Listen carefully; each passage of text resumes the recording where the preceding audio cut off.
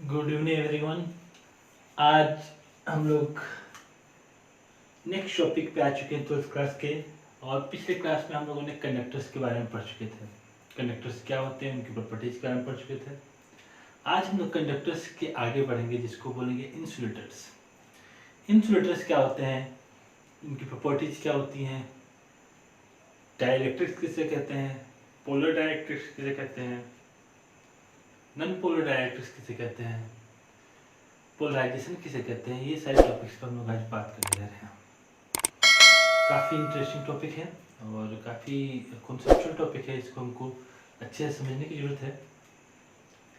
इसके बाद हमारा क्या होगा, तो हमारा जो आगे के टॉपिक्स आने वाले हैं, इसके बाद जो हमारे आगे के टॉपिक्स आने वाले हैं वो स्टार्ट होगा कैपेसिटर्स। तो कैपेसिटर्स में डाइलेक्ट्रिक्स का क्या रोल होता है, डाइलेक्ट्रिक्स किस तरह से रोल प्ले करते हैं कैपेसिटर्स की कैपेसिटी को इंक्रीज करने में, वो हम लोग पढ़ेंगे। तो सबसे पहले आज हम लोग देख लेते हैं डाइलेक्ट्रिक्स के बारे में। बेसिकली डाइलेक्ट्रिक्स क्या होते हैं। तो हम लोगों ने पिछला जो लेक्चर स्टार्ट किया था, उस लेक्चर में हम लोगों ने स्टार्टिंग में क्या बोला था, तो हम लोगों ने दो टाइप के मटेरियल्स के बारे में बात की थी। एक है कंडक्टर्स और दूसरे वर्ड थे इंसुलेटर्स। तो बेसिकली इंसुलेटर्स को ही डाइलेक्ट्रिक्स कहते हैं। तो अगर हम बात करते हैं डाइलेक्ट्रिक की, what is a dielectric, what is a dielectric? such a material which do not have free charge,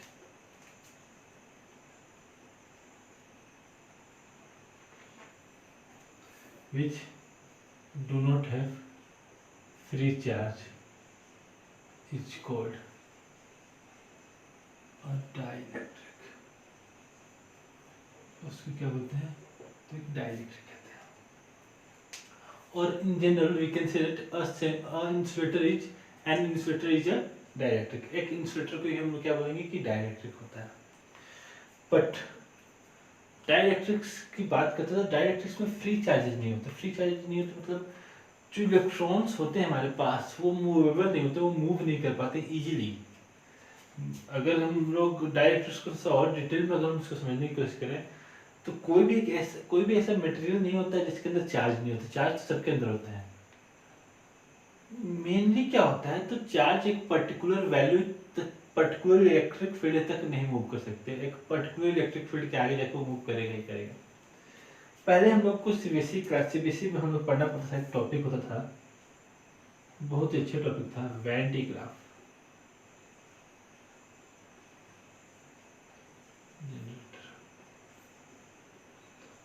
ये हमारा टॉपिक हुआ करता था। इजी का इजी था क्योंकि थ्योरी कंस्ट्रक्शन कोई थ्योरी न्यूमेरिकल होता नहीं था। तो हम वैन डी ग्राफ जनरेटर पढ़ते थे।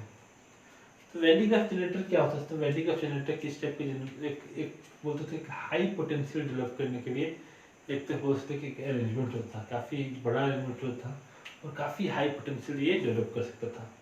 अभी भी स्कूल्स में इसके रेप्लिकाज रखे रहते छोटे छोटे वैन डी ग्राफ। तो वैन डी ग्राफ जनरेटर करता क्या था, तो ये काफ़ी हाई पोटेंशियल डेवलप करने की कैपेसिटी रखता था। कितना पोटेंशियल डेवलप कर सकता था, तो ये अप टू मिलियन में 10 लाख वोल्ट तक का पोटेंशियल डेवलप करने की कैपेसिटी रखता था। तो जब हम बात करते हैं इंसुलेटर और कंडक्टर की, तो कोई भी मटेरियल इंसुलेटर या कोई भी मटेरियल कंडक्टर नहीं होता है। कोई भी मटेरियल इंसुलेटर या कोई भी मटेरियल कंडक्टर नहीं होता। सारे मटेरियल इंसुलेटर होते हैं, तो सारे मटेरियल कंडक्टर होते बोल सकते हैं। तो देखा जाए कंडक्टर मतलब क्या होता है, कंडक्टर मतलब वैसे मटेरियल इलेक्ट्रिसिटी का इजीली कंडक्शन करें। कब करें, तो जब हम इलेक्ट्रिक फील्ड अप्लाई करें। तो ऐसा नहीं कि कोई ऐसा मटेरियल है हमारे पास जो इलेक्ट्रिक फील्ड अप्लाई करने के बाद उसमें से उसके इलेक्ट्रॉन्स फ्लो नहीं करें। जैसे हम बात करते हैं वुड, तो क्या ऐसा हो सकता है कि वुड के थ्रू कभी करंट नहीं फ्लो करे? नहीं, ऐसा नहीं है, करेगा। जब बहुत हाई इलेक्ट्रिक फील्ड अप्लाई करते हैं तो एक टाइम ऐसा जरूर आएगा कि इलेक्ट्रॉन्स मूव करेंगे ही करेंगे, चाहे वो मटेरियल कैसा भी हो। हम लोग एयर को क्या मानते हैं, तो एयर को हम मानते हैं कि बहुत अच्छा इंसुलेटर है। हवा से करंट फैलता है क्या? मैं जहाँ पढ़ा रहा हूँ जिस चीज़ के ऊपर में वायर्स पास करना है, करंट उसमें से पास कर रहा है, लेकिन मुझे कुछ नहीं हो रहा है। क्यों नहीं कुछ हो रहा है? क्योंकि मैं और मेरे और वायर के बीच में क्या है, एयर मीडियम है। एयर मीडियम में तो क्या हो रहा है कि वो गुड इंसुलेटर है, गुड इंसुलेटर है तो क्या वो करंट को पास करने से रोक देगा। लेकिन कब तक, क्वेश्चन है, कब तक करंट नहीं पास करने देगा? तो ऐसा नहीं है कि करंट कभी नहीं पास होगा, करंट पास होगा जब पोटेंशियल डिफरेंस, जब बहुत ही हैवी, बहुत ही स्ट्रॉन्ग इलेक्ट्रिक फील्ड जब हम अप्लाई कर देते हैं, जब काफ़ी स्ट्रॉन्ग इलेक्ट्रिक फील्ड अप्लाई करते हैं, तो यही स्ट्रॉन्ग इलेक्ट्रिक फील्ड क्या करता है, तो ये करंट को पास करा देगा even through the air. Basically अगर बात करें तो ये जो लाइटनिंग का केस है, तो लाइटनिंग अचानक से क्या होता है कि गर्मी के दिन, बरसात के दिन में क्या होता है, अचानक से लाइटनिंग होता है, और लाइटनिंग होता है तो क्या होता है, तो हमको एक तरह से बोल सकते हैं कि करंट पास होता है सीधे आसमान से ग्राउंड में। इसके बीच में क्या है, इसके बीच में तो कोई मीडियम नहीं, कंडक्टिव मीडियम, फिर भी करंट पास हो रहा है वहां से नीचे सीधे अर्थ तक। तो ये कैसे हो रहा है? क्या एयर यहाँ पे इंसुलेटर बन गया, कंडक्टर बन गया? नहीं, एयर अभी भी इंसुलेटर ही है, लेकिन फिर भी करंट पास होता है। तो कैसे पास होता है? क्योंकि बहुत ही हाई इलेक्ट्रिक फील्ड जनरेट होता है, प्लस माइनस चार्ज की वजह से एक बहुत ही स्ट्रॉन्ग इलेक्ट्रिक फील्ड डेवलप करता है, जिसकी वजह से चार्ज का फ्लो होना शुरू हो जाता है। तो चार्ज किसी भी मीडियम के थ्रू फ्लो कर सकता है, चाहे वो इंसुलेटर हो, चाहे वो गुड कंडक्टर हो, कुछ भी हो, चार्ज फ्लो कर सकता है। हमको ज़रूरत है क्या, तो उतना स्ट्रॉन्ग इलेक्ट्रिक फील्ड प्रोवाइड करने की। तो एक तरह से देखे जाए तो सभी मटेरियल्स कंडक्टर्स होते हैं, सभी के सभी मटेरियल्स को हम कंडक्टर बोल सकते हैं। कुछ बहुत गुड कंडक्टर है, कुछ बैड कंडक्टर है। तो हमने बहुत सारे बुक्स में हम लोगों ने पढ़ा होगा कि wood is a bad conductor of electricity, it is not a insulator. Insulator is a wrong word. Insulator means जो रेजिस्ट कर जाए, लेकिन हम लोग बोले उसको बैड कंडक्टर, वो भी कंडक्ट करता है लेकिन बैड कंडक्टर है, ठीक है। तो जिसको हम क्या बोल सकते हैं, बेसिकली डाइलेक्ट्रिक क्या है, डाइलेक्ट्रिक ऐसा इंसुलेटर है तो जो हाई वैल्यू तक, बहुत ही हाई वैल्यू तक करंट के फ्लो को रोकता है, लेकिन वो भी फ्लो कराएगा, ठीक है। बात करते हैं डाइलेक्ट्रिक का। दो टाइप के डाइलेक्ट्रिक्स होते हैं, टाइप्स ऑफ डाइलेक्ट्रिक। पहला आता है पोलर डाइलेक्ट्रिक,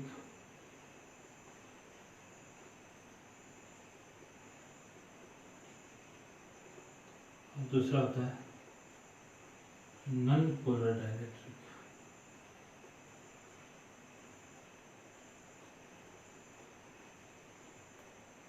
पोलर डाइलेक्ट्रिक और नॉन पोलर डाइलेक्ट्रिक, ये दो टाइप के हमारे पास डाइलेक्ट्रिक प्रेजेंट है, polar and non polar dielectric. Now what are these two types of dielectrics, ये दोनों टाइप के डाइलेक्ट्रिक्स क्या होते हैं, ये हमको देखना है। So we will start with the polar dielectric.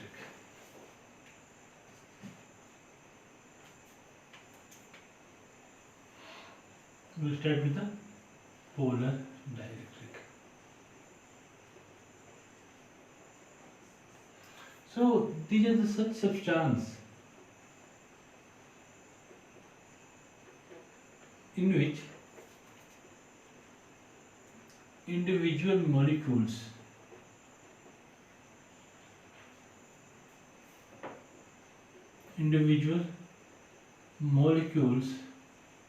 of the substance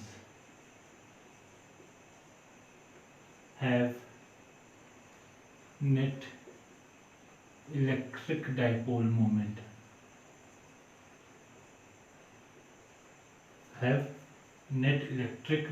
moment, and such a substance in which individual molecules of the substance have net electric dipole moment and the center of mass of positive and negative charge.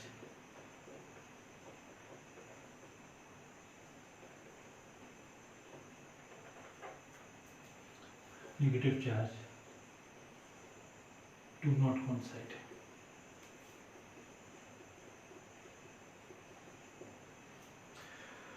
Polar dielectrics वैसे substance जिनके individual molecules का अपना net electric dipole moment होता है और उनका positive और negative charge का सेंटर ऑफ मास कोइंसाइड नहीं करता है, वैसे मॉलिक्यूल्स को क्या बोलते हैं? तो हम लोग बोलते हैं पोलर मॉलिक्यूल्स बोलते हैं। जैसे एग्जाम्पल हम ले सकते हैं H2। अगर हम लोग H2 की बात करें तो H2 का स्ट्रक्चर कुछ इस टाइप से होता है। ये हमारा O हो गया, ये हो H हो गया, ये H हो गया। इसका सेंटर ऑफ मास कहीं यहाँ होने वाला है, इसका सेंटर ऑफ मास तो यही होने वाला है। तो पॉजिटिव चार्ज का तो यानी ये क्या बनाया था, एक तरह से ये इस टाइप से एक यहाँ बना दिया प्लस चार्ज, यहाँ बना दिया माइनस चार्ज। अब क्या हो गया इसकी वजह से? इसकी वजह से हो गया इनके बीच प्लस और माइनस के बीच में क्या हो गया? प्लस और माइनस के बीच में ये प्लस हो गया, माइनस हो गया, यानी क्या हो गया? एक डाइपोल मोमेंट क्रिएट हो जाएगा इसका, माइनस से प्लस की तरफ। तो जब हम पोलर डाइलेक्ट्रिक्स की बात कर रहे हैं तो पोलर डाइलेक्ट्रिक्स वैसे डाइलेक्ट्रिक्स है जिनका अपना नेट डाइपोल मोमेंट होता है। और अपना नेट डाइपोल मोमेंट होता है तो क्या होगा कि ये टाइप मतलब एक तरह बोल सकते हैं कि इनका अपना एक इलेक्ट्रिक फील्ड, इनका नेट इलेक्ट्रिक फील्ड है। बट प्रॉब्लम क्या होता है in case of polar dielectrics, inside the substance के अंदर मॉलिक्यूल्स किस तरह से अरेंज होते हैं? तो इनके मॉलिक्यूल्स कुछ इस टाइप से अरेंज होते हैं।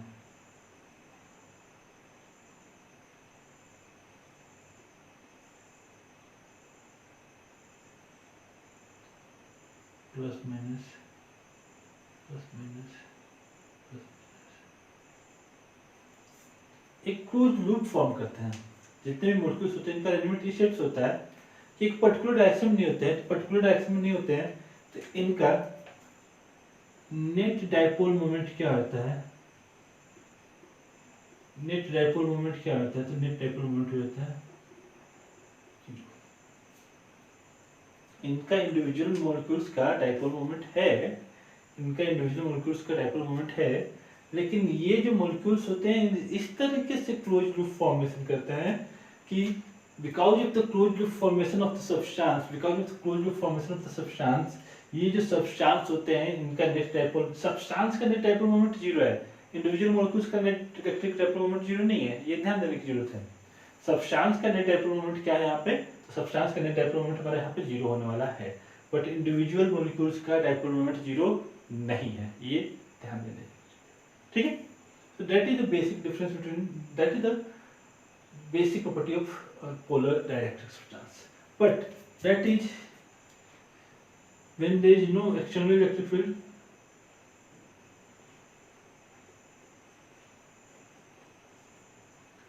जब कोई भी एक्सटर्नल इलेक्ट्रिक फील्ड नहीं है, जब कोई भी एक्सटर्नल इलेक्ट्रिक फील्ड नहीं, तब ये सिचुएशन हमारा था। पर जैसे ही सिचुएशन थोड़ा सुधरता है, सुधरता मतलब क्या कि अगर हम एक एक्सटर्नल इलेक्ट्रिक फील्ड हम लोग इस सब्सटेंस पे अप्लाई करते हैं, if we can apply an external electric field, if we can apply an external electric field on substance, what will happen in that case? जब हम लोग एक्सटर्नल इलेक्ट्रिक फील्ड सब्सटेंस पे अप्लाई करते हैं तो क्या होता है कि जो भी ये सब्सटेंस थे हमारे जिनका अपना एक नेट डाइपोल मोमेंट था,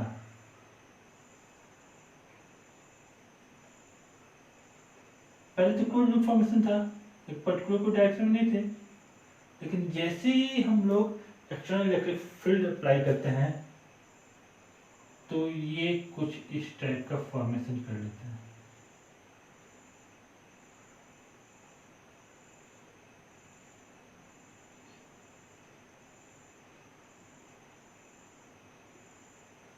इनका डाइपोल मोमेंट क्या होता है? तो ये इलेक्ट्रिक फील्ड के साथ में अपने आप को अलाइन कर लेते हैं। ये कब होता है? तो तब होता है जब हम एक्सटर्नल इलेक्ट्रिक फील्ड अप्लाई करते हैं, तब जाके ये अपने आप को इलेक्ट्रिक फील्ड के साथ अपने आप को अलाइन करते हैं। अदरवाइज ये क्या कर रहे हैं, तो इनका कोई इनका नेट डाइपोल मोमेंट नहीं रहता है, और जब हम एक्सटर्नल इलेक्ट्रिक फील्ड अप्लाई नहीं करते, लेकिन in the presence of external electric field ये इस टाइप से अपने आप को, इनके मॉलिक्यूल्स इस टाइप से अपने आप को अलाइन कर पाते हैं। Okay, so that is the story of a polar dielectric. That is what happens inside a polar dielectrics. Okay, so now let's move to the non-polar dielectrics. Non-polar dielectrics क्या होते हैं वो हम लोग को देखना है.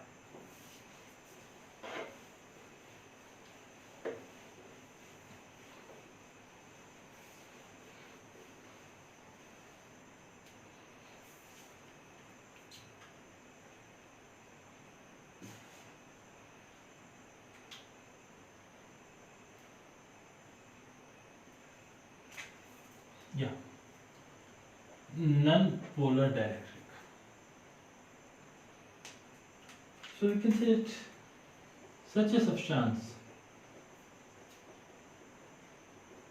such a substance in which individual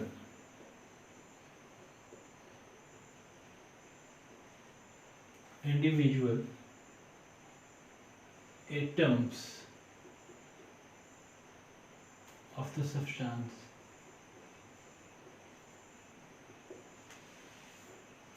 do not have any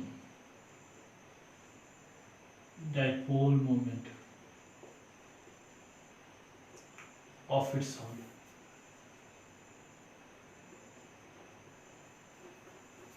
And the center of mass of positive and negative charge coincide.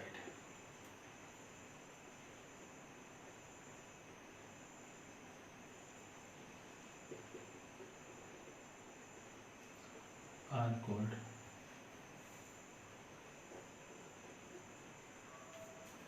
non-polar dielectric.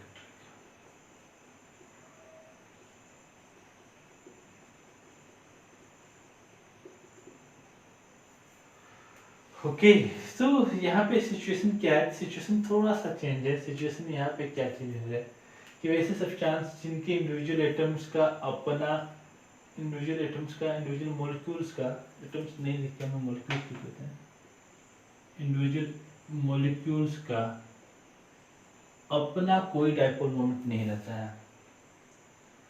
मतलब पॉजिटिव और नेगेटिव चार्ज दोनों एक ही जगह पर रहता है. तो दोनों एक ही जगह पर रहता है तो डाइपोल मोमेंट क्या होगा? जीरो हो जाएगा, क्योंकि यहाँ प्लेन है ही नहीं. सेंटर ऑफ मास पॉजिटिव और नेगेटिव का कोइंसाइड है, तो उसको हम बोलते हैं नॉन पोलर डाइलेक्ट्रिक.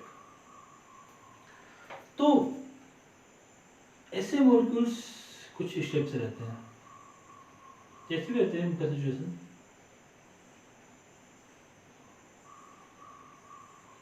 ये मॉलिक्यूल्स है सब्सटेंस के अंदर, ठीक है, ये मॉलिक्यूल्स है सब्सटेंस के अंदर.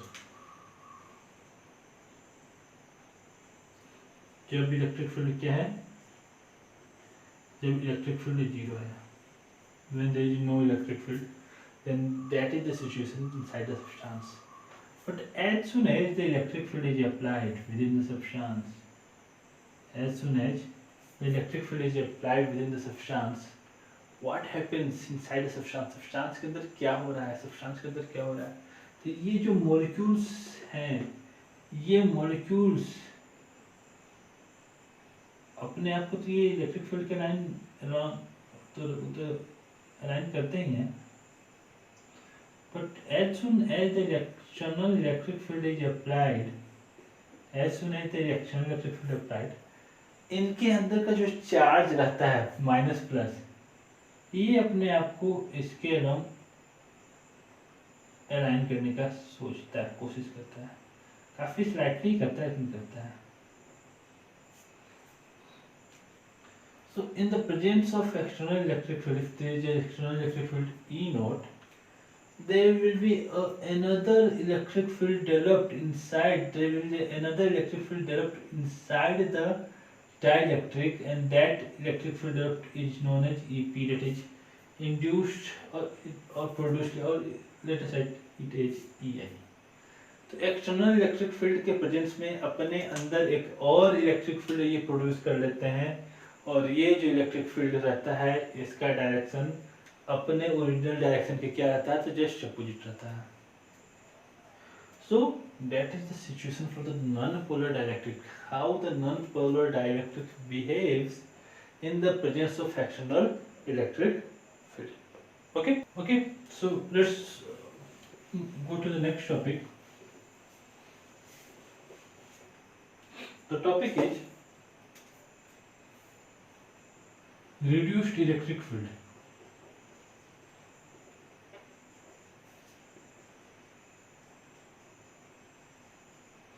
And polarization of dielectric slab.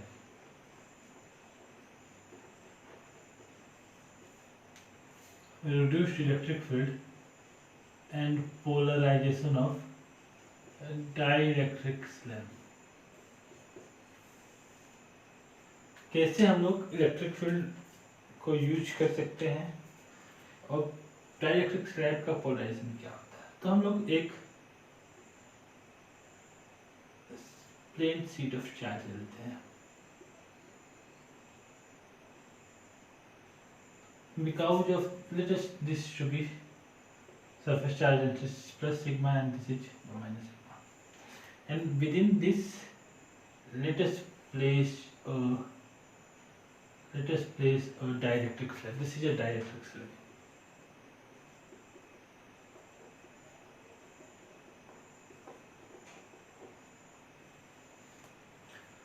Now this will set up an electric field. Let us this electric field setup is E naught. And because of this electric field setup, the molecules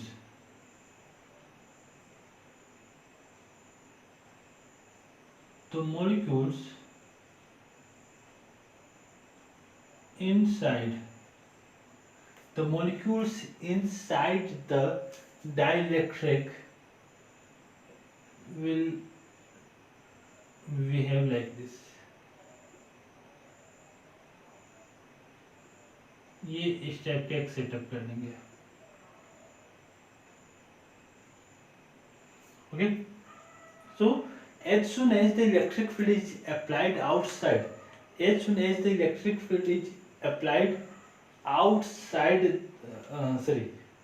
on the dielectric slab, ये क्या करेगा, तो ये polarise हो जाएगा. Polarise होने से क्या होगा, तो ये एक अपने अंदर एक और इलेक्ट्रिक फील्ड इंड्यूस कर देगा. Let this electric field induced is written as EI, induced electric field, और पोलराइज्ड EP लिख लेते हैं, polarized electric field EP. And the direction of this electric field, that will be from plus to minus, so that should be the direction of electric field. Okay. Now because of this, इसके surface पे एक surface charge एक बन जाएगा, इस पे surface charge बन जाएगा. इसको हम लोग सिग्मा पी ले लेते हैं और इसको माइनस सिग्मा पी ले लेते हैं. ठीक है, हमारा सिचुएशन क्या है, तो plus sigma minus sigma, sigma P जितना चार्ज इस स्पेस पे डेवलप हो उतना ही अपोजिट चार्ज इस स्पेस पे डेवलप हो जाएगा. Now if E naught is electric field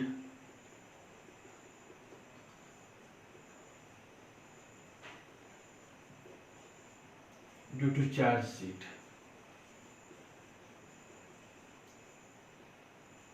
and EP be the induced electric field,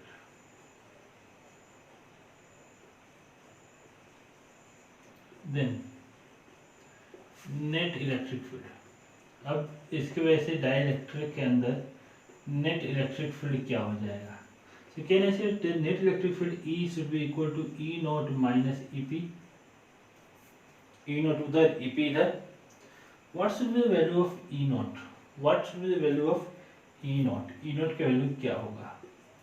So can I say that the value of E naught, अगर हम लोग याद है तो इसके चार्ज का वैल्यू क्या था, इस की तरफ बाहर की तरफ होगा.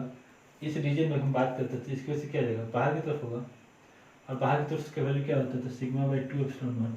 और इसकी वजह से अंदर की तरफ होगा, तो इसकी वजह से वैल्यू क्या होता है, सिग्मा बाई 2 एप्सिलॉन नॉट. जिसके वजह से नेट इलेक्ट्रिक फील्ड हो गया sigma by epsilon naught. So the electric field due to the charge sheet that is applied electric field that should be equal to sigma by epsilon naught. और जो ये induced electric field हो रहा है वो कितना हो जाएगा, हो जाएगा minus sigma P by epsilon not.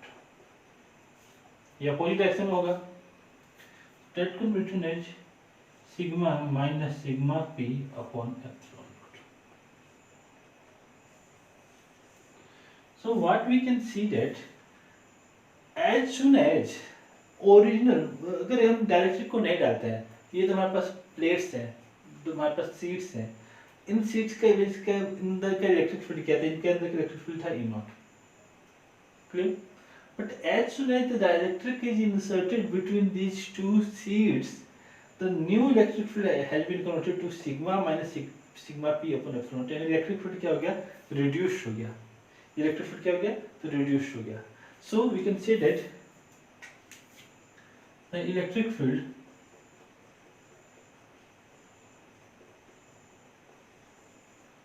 after the insertion of a dielectric field, so insertion of dielectric is called reduced electric field।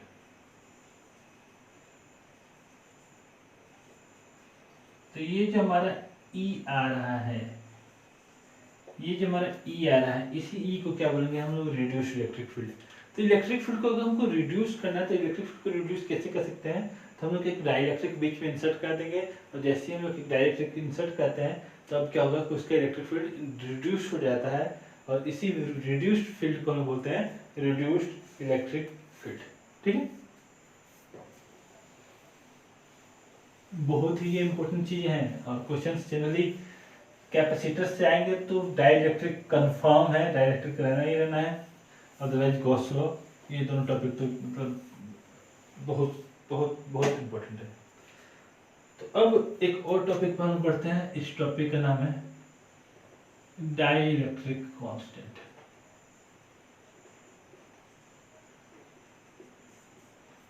तो name of the topic is dielectric constant. So what is basically the dielectric constant? What is basically the dielectric constant? The dielectric constant is the ratio. The dielectric constant is ratio of E naught to the E.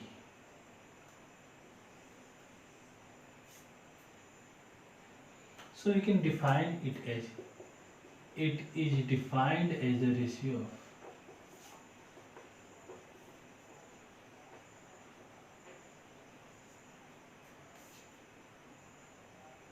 electric field in the vacuum or air to the electric field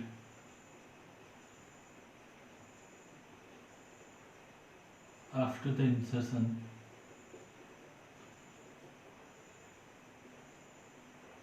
of a dielectric, or it is a reduced electric field.